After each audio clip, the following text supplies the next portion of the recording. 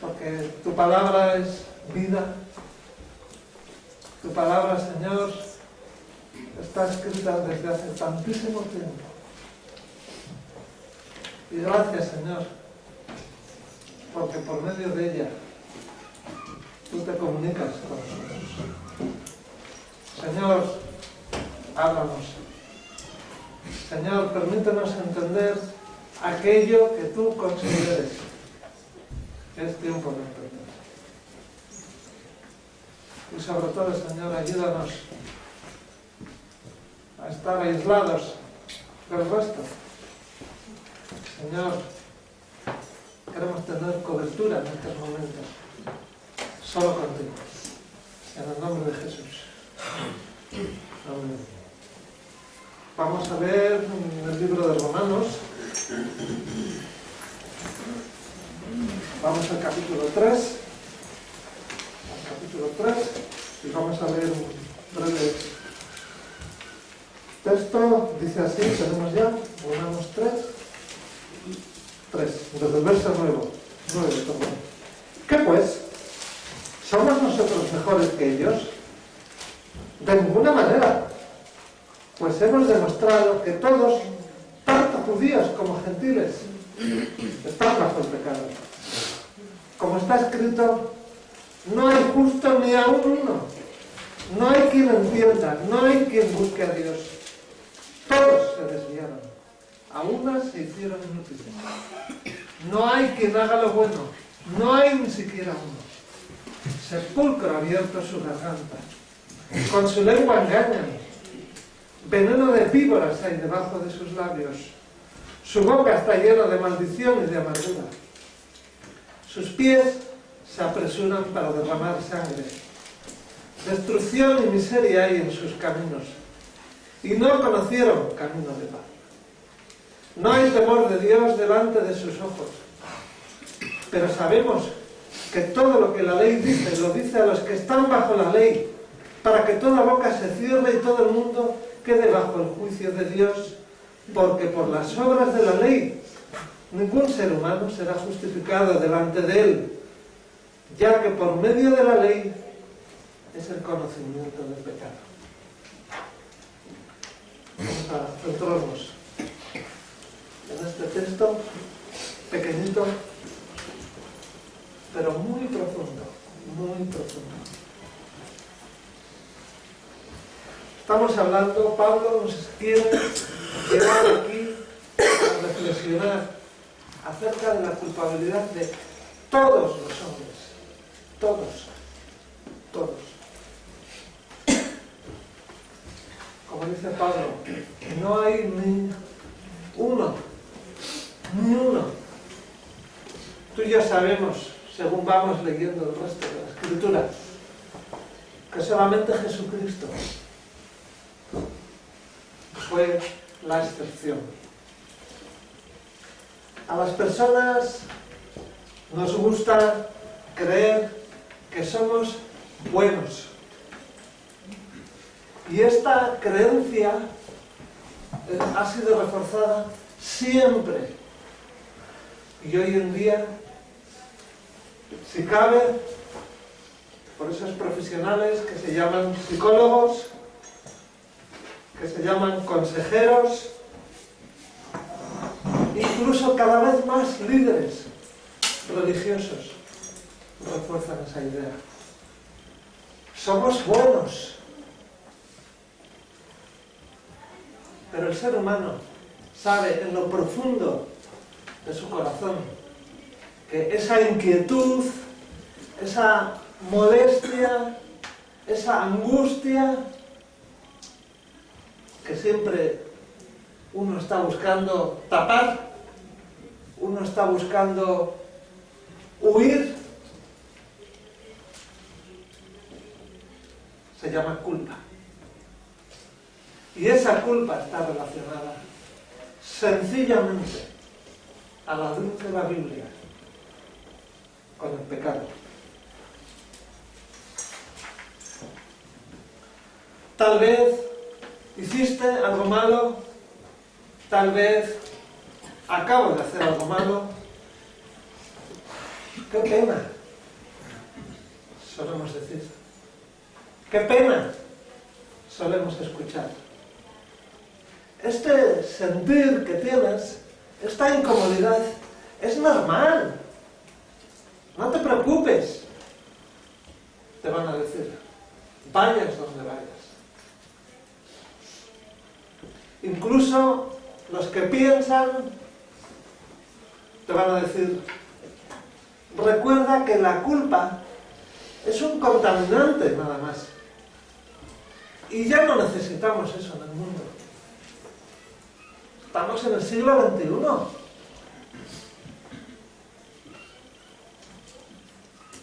El ser humano siempre,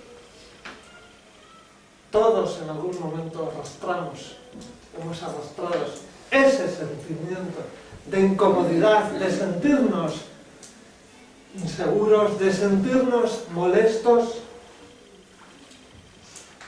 Y la Biblia lo llama la culpa. Unos lo cubren con deporte, otros con alcohol, otros comiendo, otros estudiando, etcétera, etcétera.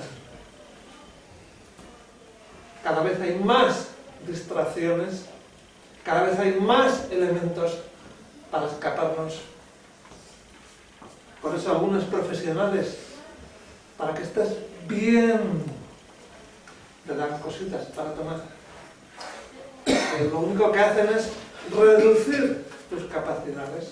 ¿Qué tal estás? Pero no porque estés mejor, sino porque tu mente la han reducido hasta el punto que ya no hay energía en ti. Incluso a lo que la sociedad llama hoy en día enfermos terminales, también se les da algo para que vayan tomando. ¿Qué tal estás? Te van a decir mejor. Y poco a poco, lo único que se les está haciendo es quitar la vida. La culpa del hombre, dice la Biblia, solamente tiene una sola causa. Por eso la Biblia no solamente nos habla de eso que no nos gusta, sino también nos habla de buenas noticias, de buenas nuevas. Eso es el Evangelio. Las buenas noticias para esa culpa, para esa cosa que molesta, que angustia, pero que unos más, otros menos conseguimos o hemos tratado de aliviar. Pero sigue estando ahí, porque Dios nos diseñó con esto. Por eso el Evangelio empieza con una declaración de que todos, sin excepción, estamos lejos del diseño inicial de Dios.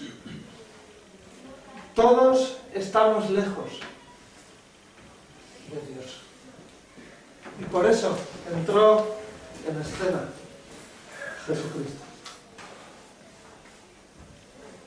La culpa no es más que orgullo, egoísmo, que impide a la persona ser honesto consigo mismo y entender y aceptar que hay algo que no puedo dominar. Hay algo que no me deja vivir.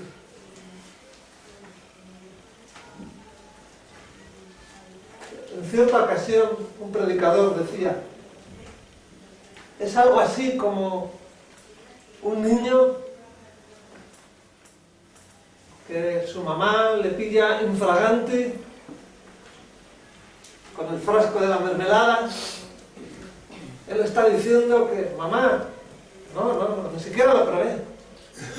El niño trata de poner su mirada inocente, tiene un manchón aquí de mermelada terrible. Y él dice, no, mamá, no fui yo. Así somos ante nuestra culpa, queriendo escapar, queriendo huir. Y siempre, siempre somos perseguidos. Por eso hay tantas cosas para tranquilizarnos, para olvidar. No pienses, no le des vueltas, no te preocupes. Todo es escapar. Por eso Pablo, en este texto, pretende hacer como una denuncia cuando estaba hablando con judíos, especialmente con esos llamados fariseos que querían confrontarle, que querían hacerle ver que ellos no. Por eso dice Pablo, ¿somos nosotros mejores que ellos? Cuando pensaba en esto, me venía al corazón cómo en un sentido muchas veces nosotros podemos caer también en ese error. Podemos llegar a pensar como los fariseos, somos hijos de Dios, qué privilegio, pero como hemos visto otras semanas, ese privilegio está acompañado de una enorme responsabilidad. Cuando Pablo está hablando de nosotros, obviamente se está refiriendo a aquellos que decimos que entendemos, aquellos que decimos que algo ha ocurrido en mí y empiezo a entender. Por eso dice Pablo, ¿acaso los cristianos somos mejores que los demás? Y dice, en ninguna manera, en ninguna manera. No somos nosotros mejores. No estamos libres de esta responsabilidad. No podemos hacer como los judíos que durante tanto tiempo pensaban, vivían en la creencia, en el error, soy judío, Abraham dijo que sus descendientes, pero no es suficiente. Recordemos como dijo Jesús, Dios puede levantar descendientes de Abraham si hiciera necesario, incluso de las piedras. Incluso sabemos, si os acordáis, en ese texto, vamos a Juan, ese texto que viene en Juan, Evangelio de Juan, capítulo 9,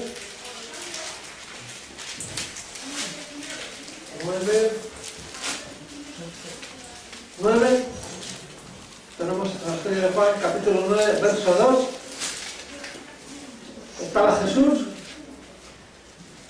con sus discípulos y había muchos judíos allí. El verso 2 le preguntaron sus discípulos, Rabí, ¿quién pecó, este o sus padres, para que haya nacido ciego? Los judíos pensaban, los judíos se creían que debido a su condición de descendientes de Abraham, no iban a ser pobres, no iban a ser enfermos. Pensaban que quien tenía ese problema algo había hecho. Incluso cuando los fariseos le preguntaron a este judío que fue sanado, ¿qué ha pasado? Cuéntanos. Y ese hombre les dijo, si este no viniera de Dios, nada podría hacer. Y en Juan mismo podemos ver cómo los fariseos se enojaban y le decían a ese pobre hombre que había sido sanado: tú naciste de pecado y nos vas a enseñar a nosotros. Tristemente, esa suele ser muchas veces la situación de la persona que se considera religiosa. Tristemente, puede llegar a ser nuestra condición si solamente nos limitamos a abrazar el regalo de la vida eterna y nada más, y nos lo guardamos para nosotros.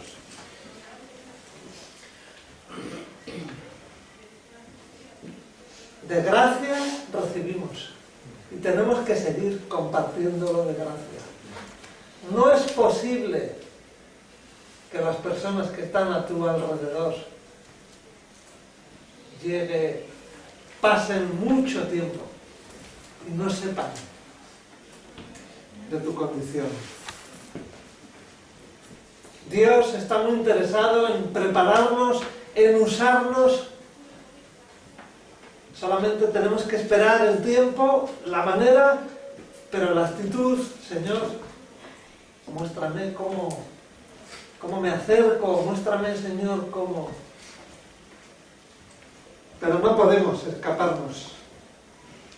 No podemos escaparnos. Estaríamos desobedeciendo, sin más. Pablo dice: no hay ni siquiera uno libre. No hay ni siquiera uno justo. Por eso tenemos que ser sensatos. Y cuando estamos compartiendo con alguien y se define bueno, ya está, déjalo ahí. No podemos seguir. Eso es trabajo del Espíritu Santo. Cuando alguien te dice que es bueno, déjalo.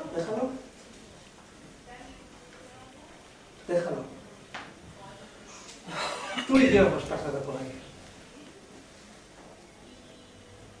Tú y yo pensábamos en su día: yo soy bueno, no roto ni un plato. Entendemos esas presiones. No he hecho esto, no me meto con nadie, no. Por eso decimos que la obra es del Espíritu Santo. Nosotros solo tenemos que compartir lo que ha ocurrido y, a ser posible, que tengamos un testimonio coherente, porque si no, prepárate.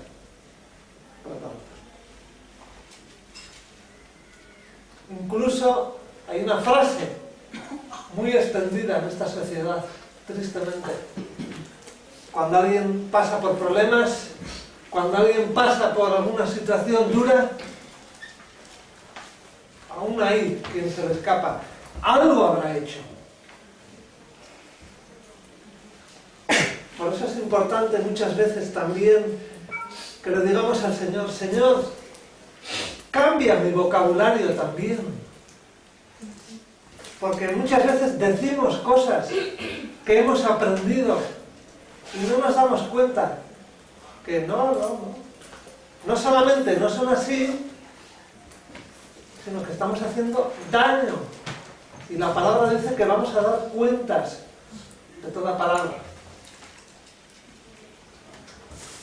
Hace unos días me hablaban de un hermano que lo pillaron en la calle los medios, alguna televisión local, y le preguntaban: ¿Usted es cristiano? Se quedó sorprendido. ¿Usted nos quiere... ¿Qué opina acerca de esa persona que dijo? Porque el hermano después nos lo compartió. Dijo: sentí un frío de los pies a la cabeza y me acordé de las palabras de Jesús cuando dice: de toda palabra ociosa vamos a dar cuentas. Y automáticamente les dije a ese periodista: bueno, Yo lo único que sé, conforme a la Biblia, que yo voy a dar cuentas de mis palabras. Entonces, lo que ha dicho tal persona, pues no sé, pregúntele usted a él, ¿por qué lo dijo? Es tan importante que seamos conscientes de eso, de que el Señor tiene que enseñarnos a entender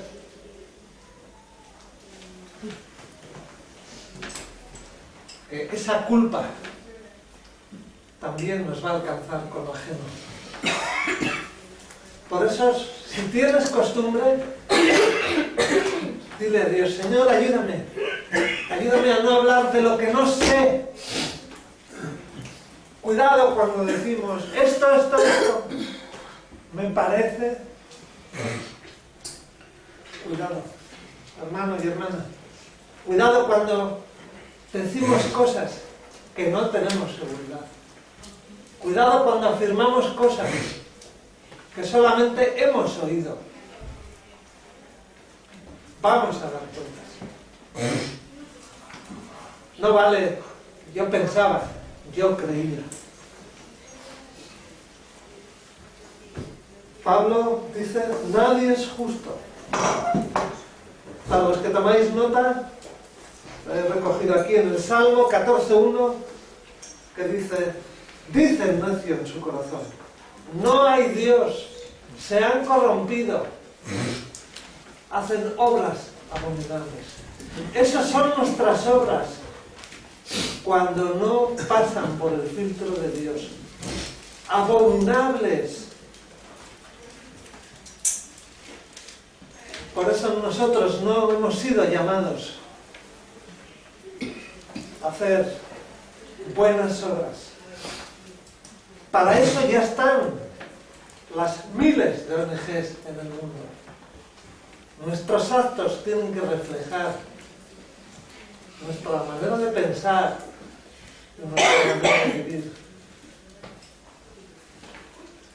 Obviamente, profesionalmente, tenemos que tener cuidado de las cosas que hacemos. Porque las personas, en el momento que sepan que tú eres un embajador de Dios, van a estar pendientes de ti. La figura de los embajadores nos gusta mucho. Al principio a mí me gustaban por cómo vestían, poco más, porque viajaban, poco más. Pero cuando empiezas a investigar la trascendencia que tiene un señor de esos, que según lo que diga un señor de esos puede haber incluso una guerra, nosotros podemos producir una guerra espiritual cuando decimos algo a alguien que tal vez va a ser causa de tropiezo para esa vida. No podemos decir, bueno, me parece, creo, vamos a dar cuentas. Y eso es terrible. Romanos, por eso habla tanto de la justicia de Dios. Tal vez es una palabra que ya no nos asusta, porque estamos acostumbrados a escuchar que no existe justicia en el mundo. Tal vez, pero no es tu problema, ni mi problema. Nosotros tenemos que respetar a la justicia de Dios. Y esa nos debería hacer sudar.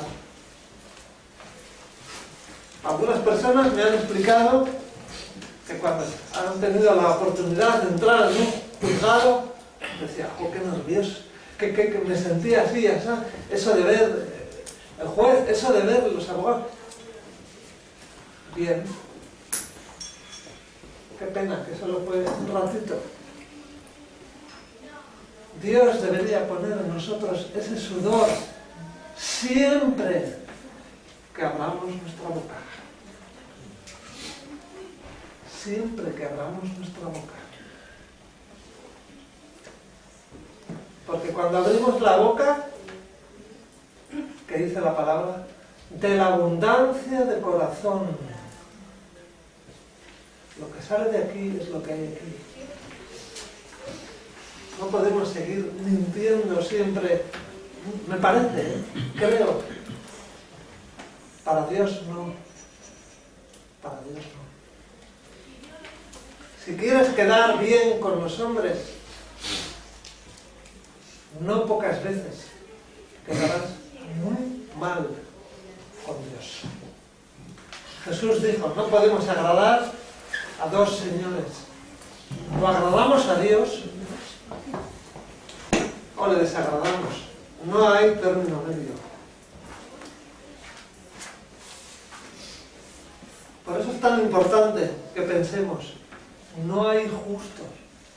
Señor, no soy justo. Ni aun uno. Yo tampoco, Señor.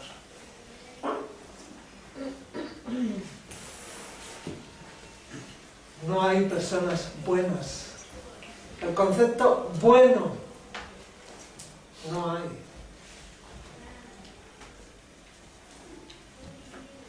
¿O acaso creéis, no has pensado alguna vez que si hubiera alguien bueno, la muerte de Jesucristo podría haberse evitado?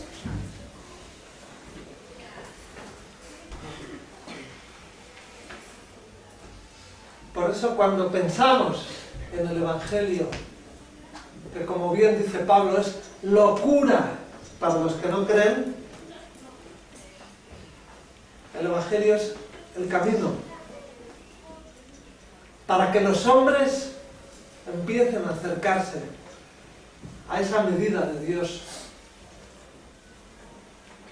de ser algún día divinamente perfectos, no aquí, porque seguimos equivocándonos, seguimos metiendo la pata y hablando con propiedad, seguimos pecando. Pero cuando vayamos a casa, allí seremos perfeccionados. Por eso Pablo nos recuerda, todos los hombres estamos separados. Cuando no honramos a Dios, estamos volviendo a nuestra vieja naturaleza. Por eso nuestra vida, la vida de un cristiano, es como una continua lucha. No podemos relajarnos en un momento.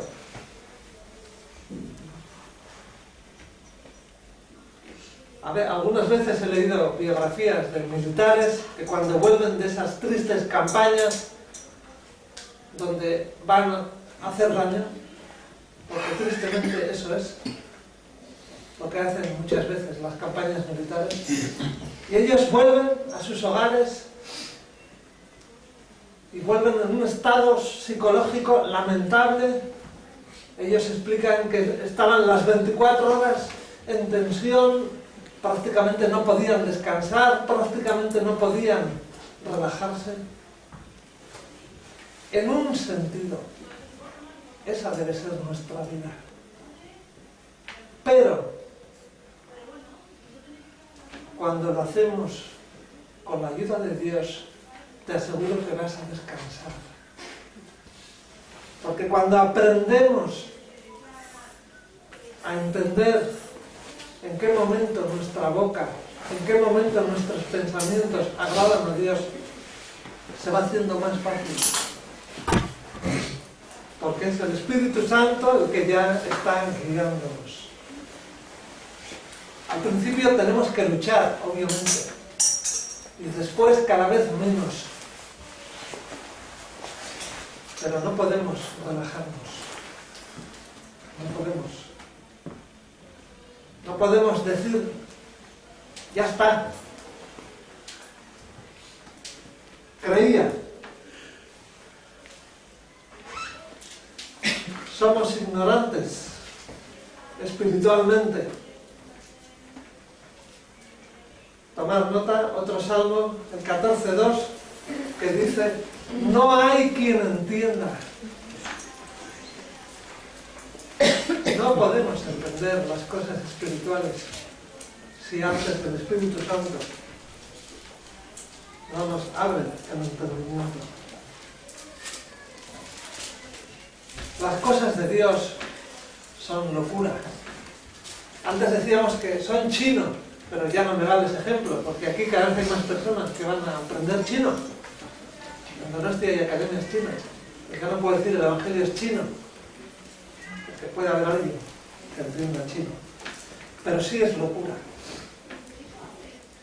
Porque en nuestra humanidad las cosas de Dios no podemos entender. Si no es Dios abriendo nuestra mente.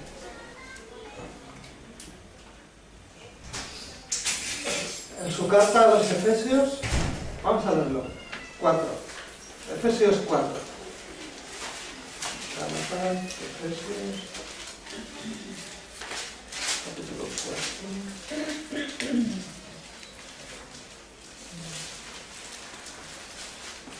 Capítulo 4, verso 18. Bueno, primero el 17 dice Pablo: esto pues digo, y me quiero enseñar, que ya no andéis como los otros gentiles que andan en la vanidad de su mente, teniendo el entendimiento entenebrecido, ajenos de la vida de Dios por la ignorancia que en ellos hay, por la dureza de su corazón. Hermanos, aquí está muy claro.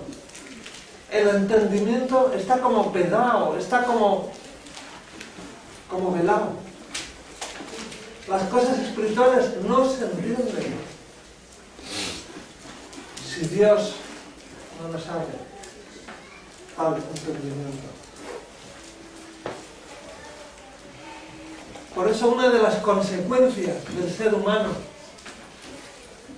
es que tenemos una voluntad totalmente distinta a lo que Dios planeó.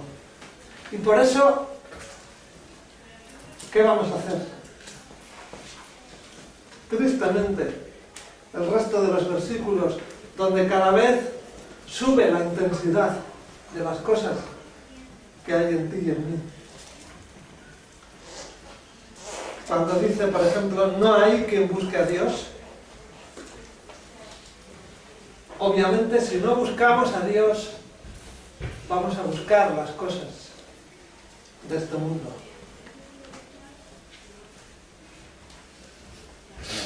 Tristemente, el mundo también lo llevamos dentro, porque desde pequeñitos recibimos, aprendemos, imitamos tantas cosas que hemos visto hacer a los demás. Decimos, será así, habrá que hacer, y sin esfuerzo decimos cosas, sin esfuerzo hacemos cosas.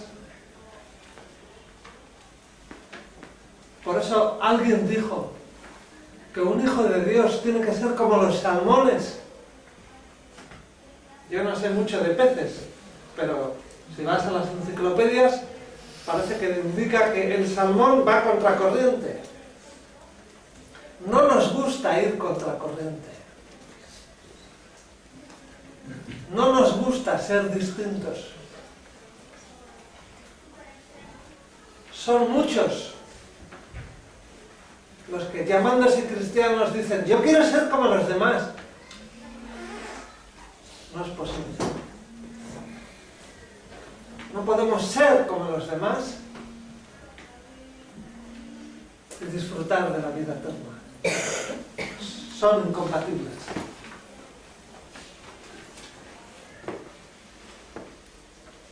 Por eso hay tantas religiones, por eso hay tantas filosofías que son esfuerzos inspirados por hombres que tú les analizas y eran hombres con buenos deseos. Recordemos que la palabra buena no tiene su significado, pero para que nos entendamos un poco, hombres que buscaban ser distintos a la mayoría y buscaban por medio de esfuerzos acercarse a esa idea de Dios. Claro, lo hemos dicho muchas veces. La principal filosofía, el principal pensamiento de cualquier religión es no hagas daño a los demás. Pero sabemos que eso es escaso. Jesucristo rompió el molde cuando dijo, no se trata solamente de no hacer daño a los demás, sino haz el bien a quien te hizo daño. Y eso es imposible si no es con la ayuda de Dios. Por nuestra naturaleza no podemos hacer bien a quien te hace daño. Solamente con la ayuda de Dios. Eso sería la santidad. Y es una de las características de alguien que diga ser hijo de Dios. Cuesta mucho, pero no estamos solos.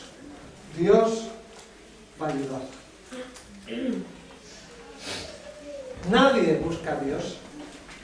Acordémonos de David. David agradó a Dios.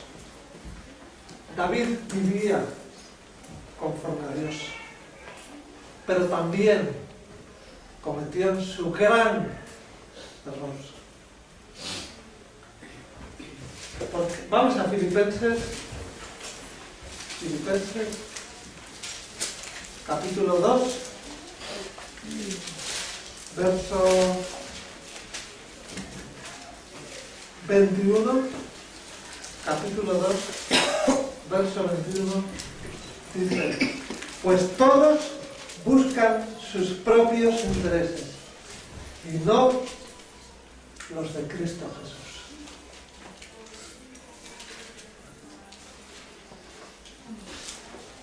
Y no los de Cristo Jesús. Cuando empezamos a caminar como hijos de Dios, tenemos que aprender a buscar los intereses de Jesús. A eso se refiere cuando cantamos, quiero menguar. No está hablando de reducir tamaño, porque nadie quiere reducir. Todos quieren crecer.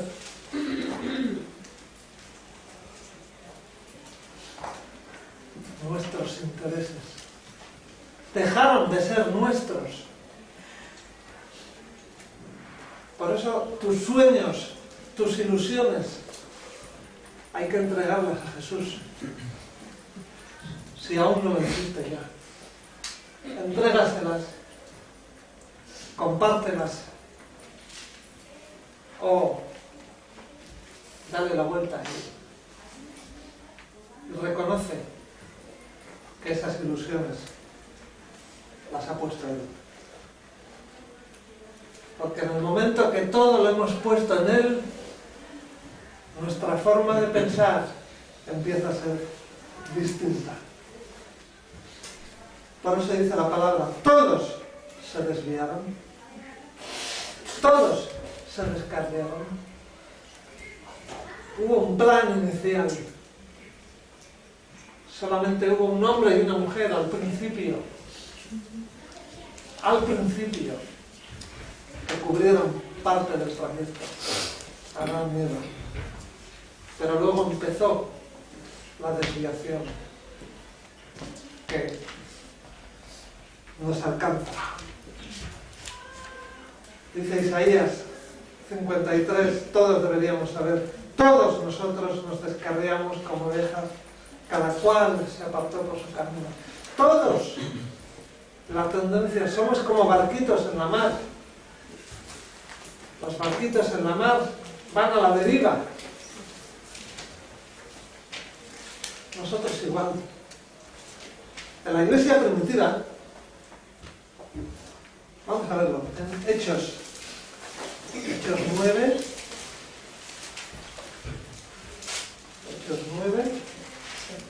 verso 2.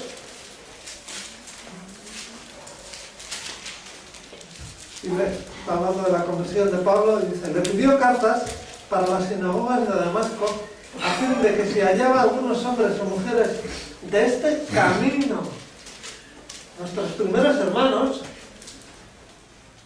se les conocía como los seguidores del camino. Por eso Jesús dijo: yo soy el camino, la verdad y la vida. Eso está en Juan 14. Incluso, vamos a Hechos 16. Hechos 16, verso 17. Aquí vemos a un diablo que estaba reteniendo a una mujer. Dice el verso 17: está siguiendo a Pablo y a nosotros gritaba: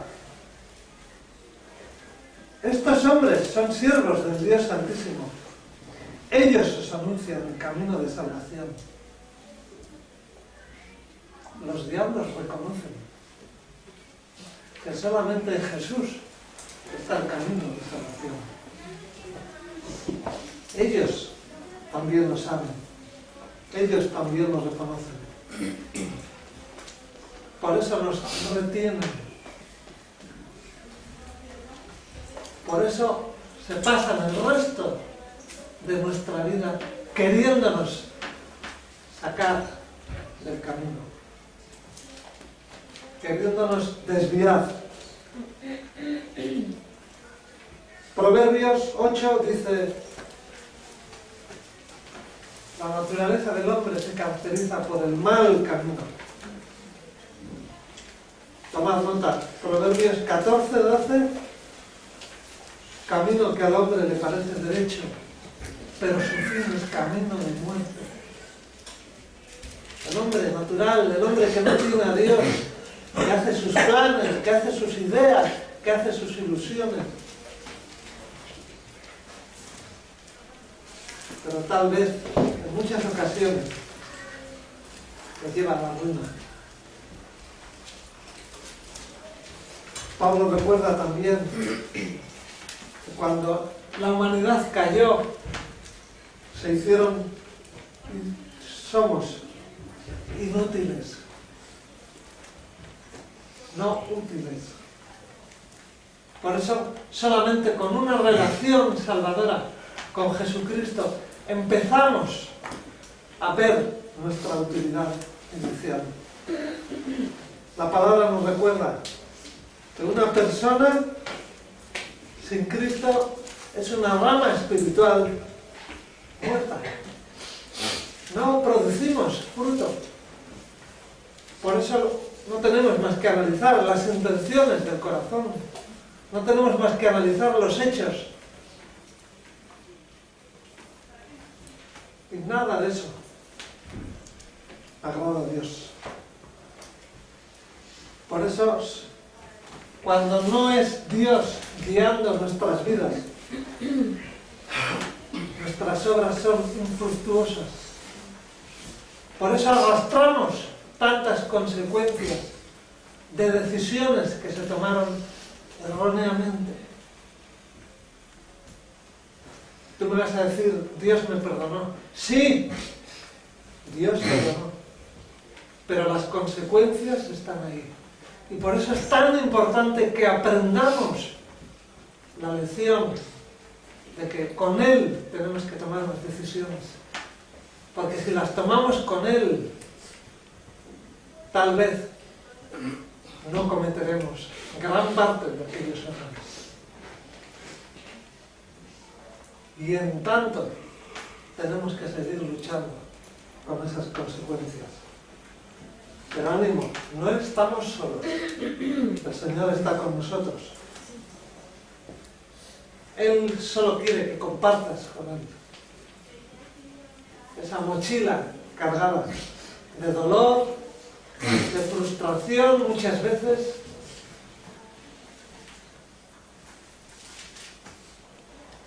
Por eso no podemos obrar bien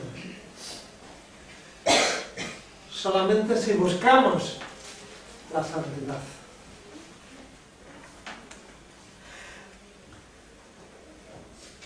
Es inevitable que muchas veces el carácter de las personas también se nos ve en las conversaciones. Ya hemos leído antes. Vamos a Mateo 12. Mateo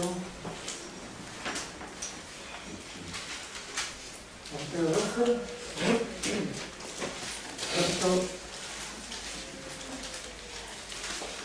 Mateo 12 tenemos verso 34, dice: generación de víboras, ¿cómo podéis hablar lo bueno siendo malos? Porque de la abundancia del corazón habla la boca. El hombre bueno, del buen tesoro del corazón saca buenas cosas, y el hombre malo, del mal tesoro saca malas cosas.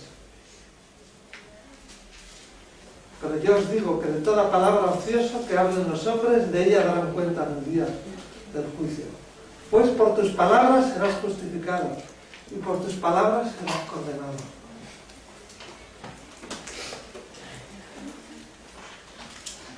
Hay una costumbre muy cultural,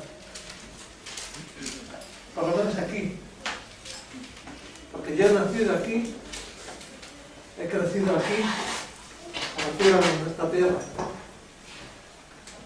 Muchas veces se juntan personas y alguien empieza a hablar y alguien empieza, le llamamos romper el hielo, pero si analizamos la mayoría de las veces lo que se dice, obviamente no vamos a analizar, porque son personas que no conocen a Dios. Pero hermanos, si nosotros somos hijos de Dios, no podemos imitar esa conducta de hablar cualquier cosa y de hablar por hablar. El silencio nos incomoda. ¿Por qué? A veces decimos: Señor, háblame. Pero para que Él me hable, yo tengo que estar callado.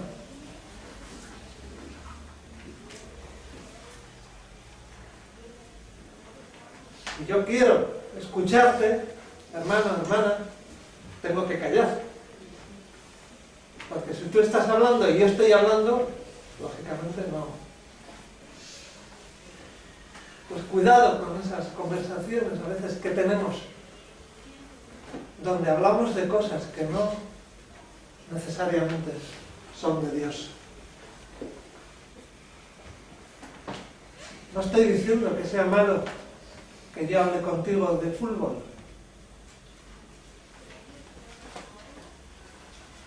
Pero para eso, dime después si ha habido bendición.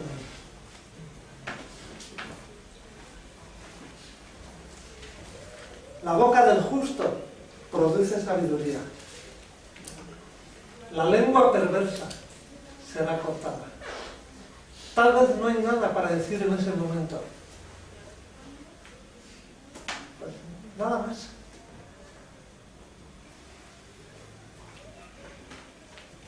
Podemos orar. Podemos sonreír. O igual es tiempo de llorar. Porque igual hay una angustia. Igual hay una situación que no puedes llevar. ¿Qué tal estás, hermano? Bien. El Señor lo está escuchando. Wow.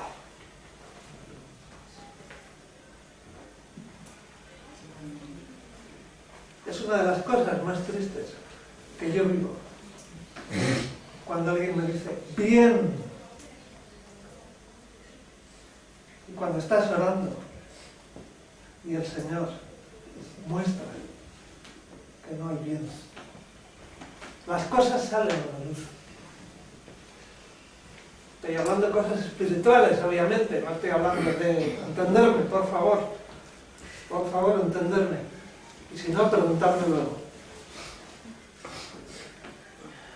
Por eso es tan importante que analicemos nuestras conversaciones. Es tan importante que analicemos nuestros pensamientos, porque si no habrá que pedir perdón. Perdón a Dios y después perdón a la persona que ha escuchado. Hay veces que uno aprende y descubre heridas por comentarios que se hicieron. No hubo valentía, no hubo madurez en la persona que se sintió molesta buscar, oye, quiero hablar contigo por esto. No somos perfectos, pero tampoco somos loros. Y si hay problemas en la comunicación, no es malo el silencio. El silencio es una bendición cuando está bien enfocado. El silencio puede ser usado por Dios cuando está bien centrado.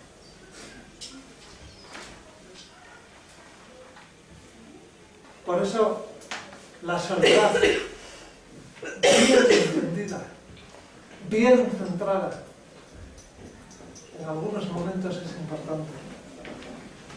A veces se oye y tal vez no se entiende cuando algunos hermanos dicen, y a mí también me gusta esta idea, escuchamos muchos ruidos, escuchamos muchas voces y no tenemos tiempo para la voz de Dios.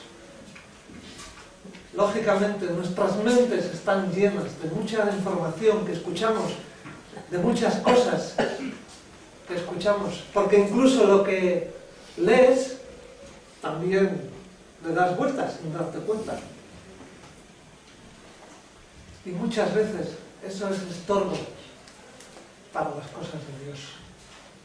Por eso, hermanos, es muy importante pasar ese tiempo a solas con Dios,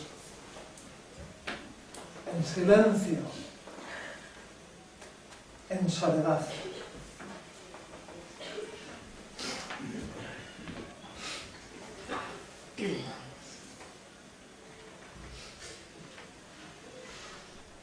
Dice Pablo,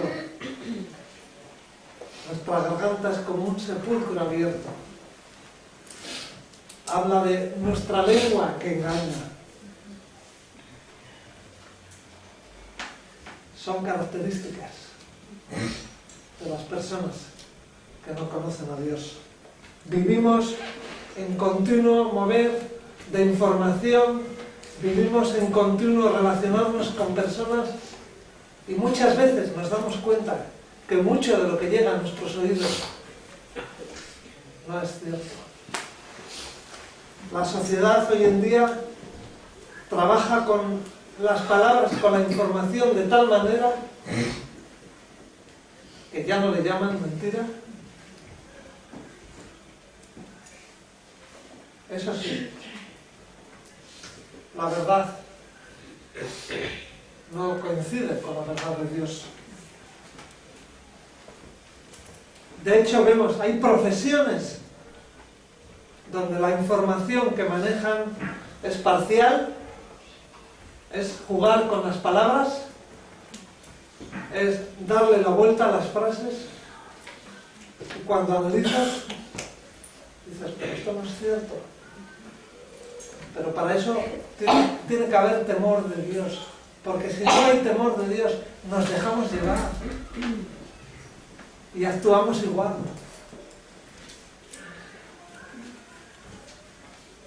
Por eso dice Pablo, en los labios hay veneno de aspiz. La aspiz era una serpiente venenosa, muy peligrosa. Y lógicamente, al final va a haber amargura. Y todos sabemos lo que implica la amargura. Y muchas veces son sumas de heridas, sumas de situaciones que no están en orden, porque somos débiles, somos frágiles. Y una de las consecuencias de conocer a Dios es ir limpiando nuestra mente. Por eso el trabajo que hemos hecho esta semana acerca de los temores es necesario, siempre que sea posible, porque parte de nuestra naturaleza anterior aún contiene miedos, aún contiene temores, y no somos libres mientras algunos de esos temores estén ahí. No podemos desarrollar el plan de Dios en su totalidad mientras algunos de esos miedos no estén en las manos del Señor. Todos conocemos la historia de Josué. Bueno, que lo miréis, que no habéis leído. Cuando Dios le dice a Josué, al poco tiempo de morir Moisés, le dijo: voy a estar contigo como estuve con Moisés, pero lo recuerda, no temas. No hemos sido llamados a tener temor. Tener temor, tener miedo, forma parte de negar nuestra fe. Hay un versículo muy hermoso por ahí que todos conocéis, que nos dice: el Señor nos ha dado un espíritu de valentía. Tenemos que pedirle al Señor: Señor, ayúdame a ser honesto. Seamos honestos. Tengo miedo a esta situación. Esto me controla. Y como hemos visto en las notas que hemos ido pasando, se alteran relaciones, se alteran comportamientos, y algo que no nos damos cuenta. Estamos reduciendo parte de la bendición de Dios. Porque cuando no hay libertad, tampoco se dan cosas. Tampoco se producen cambios. Y podemos volvernos religiosos. Y eso es horrible. Eso es horrible. Inclinamos nuestras cabezas. Señor, reconocemos nuestra condición de personas, Señor, lejos de ti. Reconocemos, Señor,